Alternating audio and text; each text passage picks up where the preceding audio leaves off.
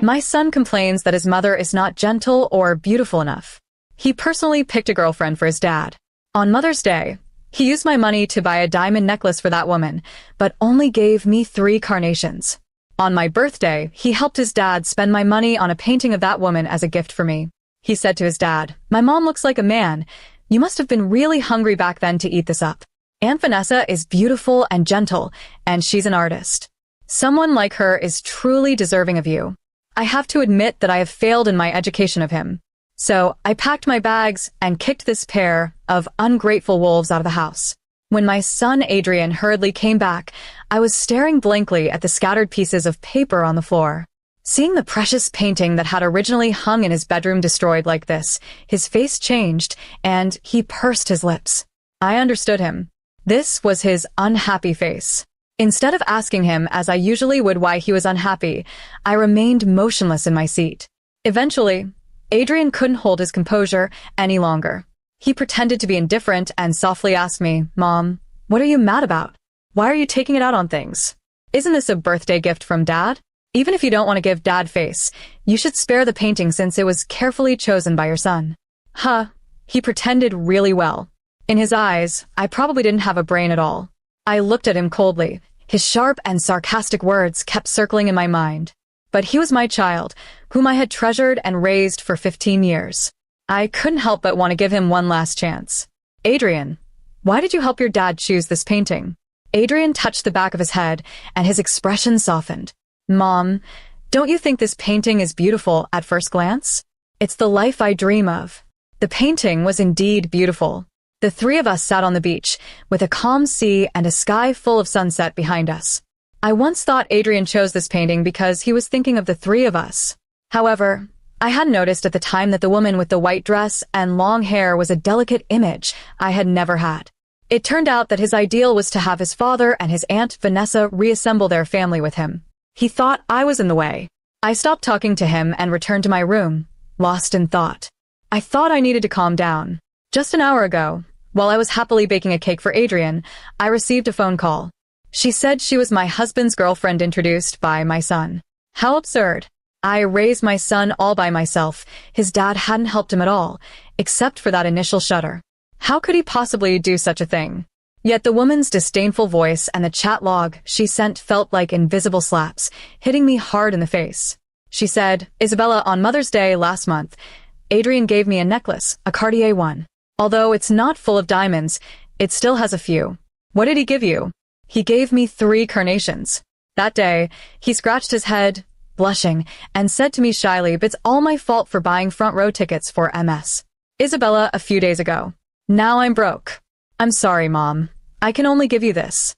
How about I cook you a meal instead?' I didn't care about that at all. He studies piano, and attending concerts is serious business. I even worried that he might not have enough money to spend, so I transferred him 10,000 yuan as pocket money. He laughed and asked me, 'Mom, can I ask to go on a trip with my friends? They're all going to an island for vacation, and I want to go too.' I thought that going out would inevitably cost more, so I gave him 30,000 yuan. A Cartier necklace with only a few diamonds probably costs around $40,000. This means that for those few days he went out to play, he would rely on leveraging the face he valued most to get by on others' generosity. What a good son I have. He scrimped and saved just a splurge on his father's girlfriend, then handed me 6 yuan to buy 3 carnations. He didn't even spend money to wrap the withered flowers. The woman also sent a few chat screenshots. In them, Adrian seemed so foreign that I couldn't believe this was my biological son. "Dad, how are you and Aunt Vanessa doing? Isn't your son particularly insightful? Aunt Vanessa is beautiful and gentle, and she's an artist. Someone like her is truly deserving of you. My mom looks like a man. You must have been really hungry back then to eat this up." Every word on that screen was so familiar, yet when combined, they felt so strange. I couldn't imagine that my sunny and cheerful son would use such vulgar language to belittle his mother in private. The woman on the other end of the phone heard my gradually heavy breathing and laughed like an old hen. "Isabella, I have to thank you. I can't bear children, and you've helped me raise a good son. Do you know why your son wanted to eat cake today?" When she said this, I was preparing to put the cake batter into the oven. This morning, my son rarely acted spoiled and said he wanted to eat the base cake I made. I hurried and didn't even have time to drink a few sips of water. I spent half the day squeezing time to get home, fighting with flour and butter. But now, looking at the messages on my phone, my heart turned to ice. Dad, now you can date with peace of mind. I told a man that I wanted to eat cake, and she's so clumsy that it'll surely take her all afternoon to make it. She won't have time to go to the office. The scattered chocolate, butter, and cheese on the table seemed to sprout mouths, all laughing at me. My eyes were misty as I stared hard at the words on the screen, yet I couldn't see clearly at all. I raised my hand to rub them, but the flour was disobedient, getting into my eyes and causing tears to flow continuously. Perhaps some people in this world really can't be raised well. I sniffled, patted the flour off my hands, and threw the cake batter into the unpreheated oven. This cake was a failure. No matter how perfectly I had made it before, it didn't matter now. It was all a failure. So, I decided to let it go. I said to Vanessa, who was still bragging on the other end of the phone, forget it. What do you mean, forget it? Miss Vanessa, you're not short on money. You probably want someone instead. Since you love picking up garbage so much, I'll give you this pair of ungrateful wolves.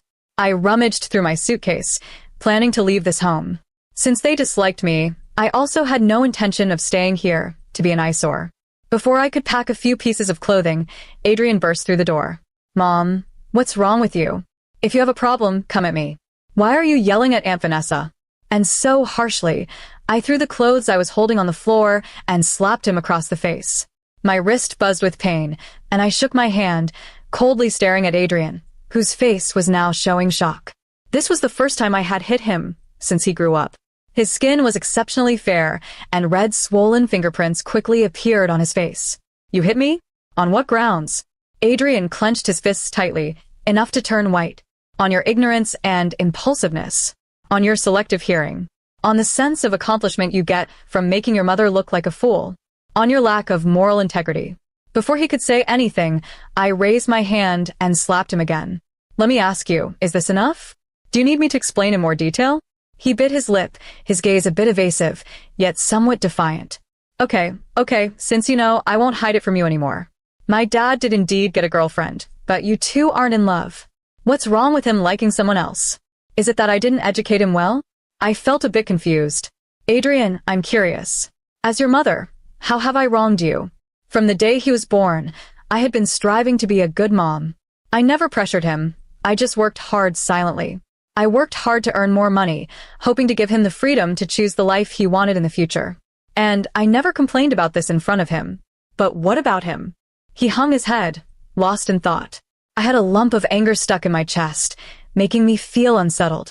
The limited edition sneakers in your room take up half the wall, and I had to pay extra to get those for you. Those shelves full of rare game discs. I had to owe people favors to get my friends to search for them everywhere.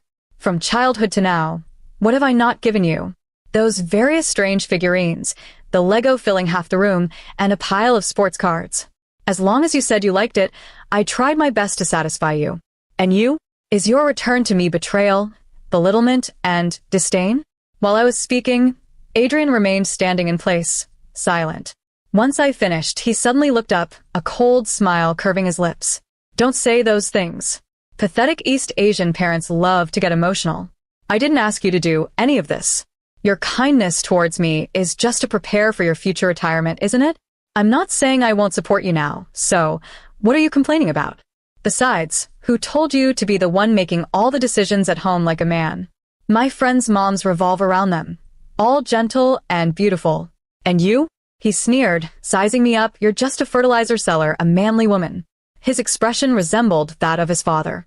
And those beautiful eyes were filled with mockery and bitterness. Just moments ago, when I scolded him, I still had some hope. I thought, what if he was just misled? What if this was just an unfunny joke? But now I felt relieved. I don't believe Adrian has the right to use the term East Asian parents to judge me. He didn't live in a high-pressure environment, and I didn't use oppressive education on him. I gave him everything I could. He lacked neither companionship nor material goods. Yet he still grew up with no moral boundaries. Either the seedlings I carefully planted grew crooked along the way, or he was crooked from the start. Seeing that I didn't say anything, Adrian probably thought his words had successfully provoked me. He even forgot about the swelling on his face, smiling with pride, which caused him to wince in pain. Mom, I didn't fail to give you opportunities. I already said, let my dad manage the company, and you stay home as a full-time housewife. Some of my friends' moms used to be pianists, and some were dancers. When they ask about my mom, I can only say she's just a fertilizer seller. What do you want me to do? Where am I supposed to put my face? People look at me differently when they hear my family is run by a woman. Oh, so that's how it is? Because he yearns for other people's mothers. He personally chose a girlfriend for his dad to replace his mother's role. Unfortunately, this little fool doesn't realize. The reason I manage the company outside is that his dad lost everything twice. If Isaac really takes over the company again, Adrian might only be worthy of drinking the northwest wind. At this point, I had truly calmed down. Why should I leave? It's them, this pair of ungrateful wolves, who should be thrown out. I switched the call to speakerphone and dialed Isaac's number in front of Adrian. On the other end, I heard heavy breathing, as if he was doing something physical. What's up, darling? I'm at the company. With his short bursts of breath, how could he be this tired? Why don't you pull your pants up before you start lying? Don't let anything slip out, I said. Isaac sounded a bit embarrassed. What are you talking about? I just climbed a few flights of stairs. Before he finished, he suddenly grunted, finally getting the sentence out. I mean exercising. I glanced at Adrian, who had turned away to avoid looking at me. Oh, I had forgotten. He knew their situation better than anyone else. Then get off your fitness equipment, lady, and come back to sign the divorce papers. Don't joke, darling. You can ask our son. He knows I've been preparing to get fit. Adrian sat down on the bedside table, rolling his eyes at me. I was fed up with Isaac's mouth full of lies, so I raised my voice. I know everything about your little family of 3, so stop lying to me. Come back now. Without waiting for his response, I hung up the phone. What's the big deal? Do you have to make everyone unhappy? Adrian said angrily, slapping the nearby lamp to the ground. The beautiful ceramic lampshade shattered everywhere. This was a gift from my teacher, and he knew that. For over 10 years, no matter where I moved, I always kept this lamp with me. It had been well preserved, not even a scratch on it. Now it was smashed like this by him. My heart ached, and tears uncontrollably flowed out as I hurried to crouch down and pick up the pieces. The sharp edges of the shards cut into my hand, blood seeping out drop by drop. Adrian laughed, shaking his head. I knew you treated this junk like a treasure. Now it's broken. Are you hurting? Is it painful? Now you understand how I feel about you tearing up my painting? His painting? The one he bought with my money. The one he displayed right in front of me to insult me. How could that be compared to a gift from my teacher? My teacher treated me like a daughter. She rescued me from that family that favored boys over girls. She was also the one who extended a helping hand when I was abandoned by Isaac. Adrian clearly knew this. He knew that I treasured this lamp the most. I looked up and met his triumphant gaze. He didn't feel sorry for hurting me. He wanted me to be sad on purpose. It made sense. In his heart, he regarded Vanessa as his real mother. Adrian, if you were 3 or 5 years old, I would immediately reflect on whether there was something wrong with my parenting style. But you're 15 now. I can't excuse you with immaturity anymore. From today on, I'll act like I never had you as a child. I didn't look at his expression and got up to print the divorce papers in my study. Isaac got home quickly, his face still flushed. I glanced at him disdainfully and pouted. Looks like age really affects endurance. His old face turned red. What nonsense are you talking about? The child is still home. He's already mature enough to introduce you to a girlfriend, and you're still pretending to be a good dad? He suddenly turned to Adrian, his tone full of blame. Why did you tell her that? Adrian was fidgeting with the tassels on the pillow, his voice muffled. How could I tell her? She suddenly went crazy. She tore up Aunt Vanessa's painting and called to yell at people. Aunt Vanessa must have suffered a lot. Isaac shrank his neck and sneered at me. Then suddenly realizing something, he frowned and looked back at Adrian with a hint of confusion in his eyes. Yelled at someone? When? How did I not know? Adrian pulled out his phone and showed him the messages. I was curious, so I stretched my neck to see. Adrian, I'm sorry, but you can't call me mom anymore. Your mom will be unhappy. She's right. Someone like me doesn't deserve a son as good as you. You should just call me Aunt Vanessa. So this was the great grievance she suffered. She might feel wronged every day for as long as she lives. Adrian looked up at me with anger, and Vanessa has already backed down. She didn't even ask my dad to divorce you, but you're the one acting all high and mighty, bullying her. Didn't you say you wanted a divorce? Just get on with it. He reached out and pulled at Isaac's arm. Dad, sign it. But he didn't expect that Isaac wasn't as tough as he thought. His good dad's knees buckled, and he fell to his knees in front of me. Darling, I was wrong. It's all our son's fault. He keeps saying you're unattractive and not presentable, urging me to be with Vanessa. I never intended to betray you. That woman was like a siren, using all sorts of tricks to lure me. I got a little carried away. Darling, I promise I won't associate with her anymore. I'll delete her right now. I'll help you yell at her. Please forgive me this once. Adrian looked at his dad, his face full of shock, being stabbed in the back right in front of me. Isaac was still as shameless as ever. His gaze darted back and forth between me and his dad. Suddenly, he shouted at me, "Damn manly woman. Look at what you forced my dad into." Isaac tried to grab him but stumbled as he stood up too quickly, nearly falling to the ground. Adrian didn't even look back, roaring at me like an enraged lion. I'm really fed up. What woman acts like you? Can a man have some status in this house? My dad is just in a relationship. It's not like he broke any major laws. Why are you acting like this? I suspected this son might be blind and deaf. Didn't he hear his dad just passing the buck to him? If it weren't for how fierce you usually are, would my dad be scared like this? He just encountered some problems when he was young and didn't handle them in time, right? Who hasn't made mistakes? Why should he be pressured by you for life? Adrian was defending his dad. All he had to do was turn slightly, and he could see his precious dad cautiously glancing at me. His face was filled with guilt. I snorted coldly. Isaac, you were at the dinner table making deals, and you blindly signed a contract that cost us over $800,000, far exceeding all our assets at the time. You called it a small problem? After the incident, you turned around and ran, leaving all the trouble on my shoulders, even causing our infant son to almost get killed by debt collectors. You called it just not handling it in time? I thought Adrian would be shocked upon hearing this. At least he would reflect on what kind of person his dad was. But instead, he stubbornly held his neck high, acting indifferent. My dad was young back then. He just trusted his brother too much. What big mistake is that? Besides, he didn't run away. He went to solve the problem, just came back a little late. He even looked at me disdainfully. If you hadn't acknowledged that debt, my dad would have resolved the issue long ago. There wouldn't be any reason for you to act all high and mighty now. Being unattractive and always hunched over, you'd be embarrassing to take out in public. I was so angry I trembled, my voice choking. Resolve? By taking you out to beg? They were dragging you around like a dog. You almost fell to the ground. Do you think my back can't straighten up? It's because I got hit by an iron rod while saving your ungrateful self.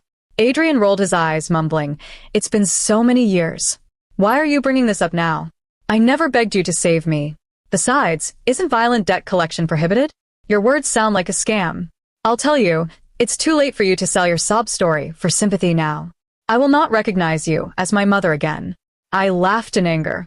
I wanted nothing more than to slap the version of myself from back then. Why did I risk my life to save such a brat? I eventually drove the two of them out with a broom. Damn manly woman. No wonder no one loves you. Just look at how aggressive you are. Dad, divorce her. I refuse to believe we can't make money on our own. Adrian jumped up, veins bulging in his neck. I swatted him on the shoulder with a broom. Now get out. Adrian held his head high, pointing at my nose. Manly woman, just wait. When you're old, you'll have to shamelessly rely on me to take care of you. I slammed the door shut. Don't worry, I have money. Renminbi is way more reliable than a son like you. I wasn't going to give them a chance to regret it and change the lock that very night. I put Adrian's game discs, Lego, and those shoes up for sale on Shinyu. I sold everything cheaply according to my mood. If someone caught my eye, I gifted it directly.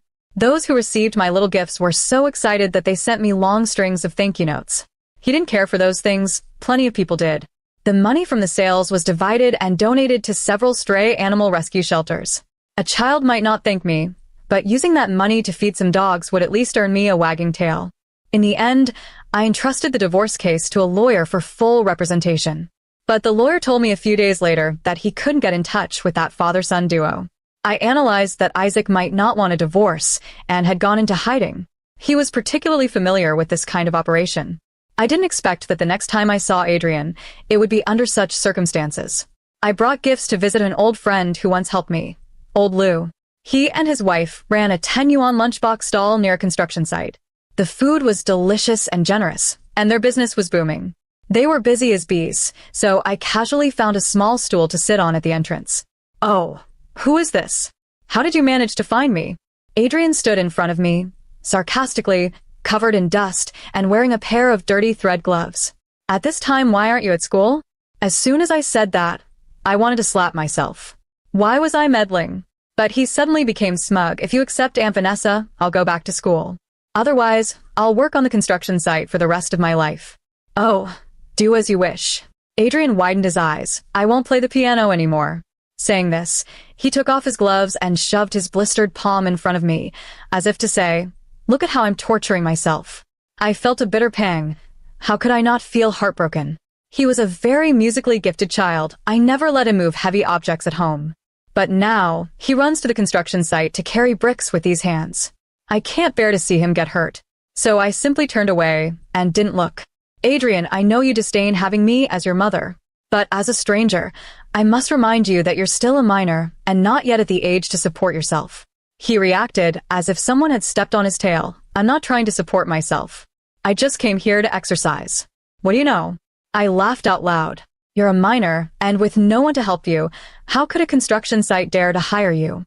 Who else can help a 15-year-old kid get onto a construction site, besides your heartless dad?" "My dad didn't. He just wants me to exercise. He went out with Aunt Vanessa on business, and will be back in a few days." I nodded. "Oh, I believe you." Adrian, humiliated and angry, knocked over a few bags I had set aside. Upon seeing the items scattered on the ground, his eyes widened in surprise. He broke into a knowing smile. "I knew you were here to find me, and you even brought a birthday gift. I'm telling you, I don't want it." It was an alien-themed laptop. He had indeed mentioned wanting that as a birthday gift. I raised an eyebrow. "Oh, this? Don't worry, it's not for you. It's for a friend's child." "What about mine? What did you give me for my birthday?" This kid made it quite difficult for me. I casually pulled a lunchbox from the side and handed it to him. "Let me treat you to a meal." "Don't be polite." Adrian's face turned red with anger. "You gift others a computer worth tens of thousands and only give me a 10 yuan lunchbox?" I shook my head. "That's not it." His expression softened a bit. "I knew it. I initially wanted to get you something worth 6 yuan, but I didn't want to bargain down the price for someone. I couldn't think of anything to buy, so I reluctantly spent an extra 4 yuan. "Adrian, don't forget how you treated me first." Adrian's face turned crimson, his chest heaving heavily. "You're just petty. You're jealous that others are better looking and more likable than you. What gives you the right to compare with Aunt Vanessa?" Saying this, he raised his foot to stomp on that laptop. "Want to give it to someone else? I'll make you give it." Old Lee rushed over to stop him. "Hey, getting angry doesn't mean you can ruin things. That's a lot of money." Mingyang told me this is a very expensive alien laptop. Adrian struggled in Old Lee's grip like a little chick, his mouth running. "Country bumpkin, that's called an alien laptop. That computer is worth your life. Does your son deserve to use it? You're not afraid of shortening your life." I looked at the child who had once pretended to be polite and friendly in front of me and felt genuinely scared. So I stood up and slapped him twice to calm him down. "You keep calling him a country bumpkin. If he hadn't emptied his pockets to send you to the hospital, you'd have burned your brain out long ago." That didn't quite relieve my anger. Using excessive force against a minor is ultimately not appropriate. So I decided to hit him where it hurts. "Adrian, all the Lego you built in your room, I gave it all away." His eyes turned red instantly. Even while being restrained by Old Lee, he stretched out his arms and legs, wanting to strike me. "And all your rare game discs, I sold them all. Your star cards, game discs, limited edition sneakers." With each item I named, Adrian's eyes widened further, and by the end, his gaze was even somewhat desperate. No, those are so hard to find. You know they're hard to find? You know they take effort to collect? But you don't appreciate them. I had to let those who do appreciate them have them. They're all very happy and grateful to me. Why should I use these things to trade for your insults? With red eyes, tears streamed down Adrian's face. "I was wrong, Mom. I know I was wrong. Don't touch those. They were all my favorite things. I really know I was wrong. I don't like Aunt Vanessa anymore, and I won't say anything bad about you. Mom, please." His voice was urgent, and he seemed sincere. His lips trembled. "Really? Do you really know what you did wrong?" My words seemed to give him a glimmer of hope. He nodded randomly. I know. I shouldn't have insulted or mocked you. I shouldn't have sided with my dad. Everyone says my family is run by women, and I felt embarrassed. Please forgive me, Mom. I'll change. I really will. Under his hopeful gaze, I slowly spoke. Oh, that's a pity. I sold everything. Your room is now left with just furniture. Adrian, you're quite pathetic. All your classmates' moms were shining in various industries. They returned home for their children and ended up being the absolute right thing in your eyes. Seeing you like this, I'm really grateful I didn't give up my career for you. When I left, Old Lee's wife was still trying to persuade me. Kids don't know better. Just teach them slowly. Don't rush and get angry. Look at you. You've become so thin. Everyone could see how thin I had become. But my own son only cried over his toys. When I got home, the more I thought about it, the sadder I felt. There was always a burning anger in my heart that I couldn't release or swallow down. After thinking it over, I decided to take a long break for myself. Go out and enjoy life for a bit. After more than a month of wandering outside, I felt increasingly regretful. What was I doing with my life before, except working and taking care of children? Now I have money and free time, with plenty of opportunities to enjoy the mountains, rivers, and the world. This is what life is. I can stroll through ancient streets under the warm sun. I can also stand on majestic mountain peaks, overlooking the vast land. Wandering on golden beaches, listening to the sound of the waves, stepping on the soft sand, watching the afterglow dye the sky in vibrant colors. At that moment, I suddenly remembered that painting. I felt somewhat relieved. What does it matter who the person in the painting is? I can create my own art. I won't question myself because of Adrienne's denial. Later, while I was sweating profusely from eating hot pot, I received a call from Old Lay. Isabella, your son seems to be in trouble. What happened? I just saw several burly men pulling at him. Do you think Isaac has gotten into some trouble again? He could get into all sorts of trouble out there, but don't let it affect the kid. I put down my chopsticks and wiped my mouth, feeling a bit hesitant. I still boarded the return flight. The police called me, saying Adrian had injured his hand, and they could only find me as his guardian. When I arrived at the hospital, I was shocked to see Adrian, who looked so skinny he seemed like just skin and bones. He recognized me as I walked in and became somewhat agitated. Mom, I know I was wrong. This time I truly know I was wrong. I ignored him and, after asking the police about the situation, learned what had happened. As expected, it was trouble caused by Isaac again. But this time, it was also Adrian's own doing. I turned back to the hospital room. Adrian, you are my child, and I will be responsible for you. Tears streamed from his eyes. Mom, I knew you wouldn't just ignore me. My dad isn't a good person, and that Vanessa isn't either. Only you treat me the best, Mom. I remained unmoved. I will hire a caregiver for you, and I will pay for your hospital bills. You can take care of yourself now. I'll transfer living expenses to your account every month, according to the standard of an ordinary 15-year-old. Adrian's expression slowly dimmed. My dad blames me, saying that everything between him and you is because of me. At first, he lied to me, saying that if I worked at the construction site for a couple of days, he could force you to take me back. But then he ran away. But that's because he lied to me. I know I was wrong now, can I? I smiled. No, you didn't realize your mistake. You're just scared. You thought you could live easily without me, but you were wrong about the people you trusted. You just didn't realize that your dad played you one last time before leaving, and you also didn't think that your Aunt Vanessa is not just an artist, but also a gambler. If your life was still great, would you still regret it? I guess not. Adrian buried his head in the blanket, crying so hard his shoulders shook. I heard your hand is injured. You really won't be able to play the piano anymore. Take care of yourself.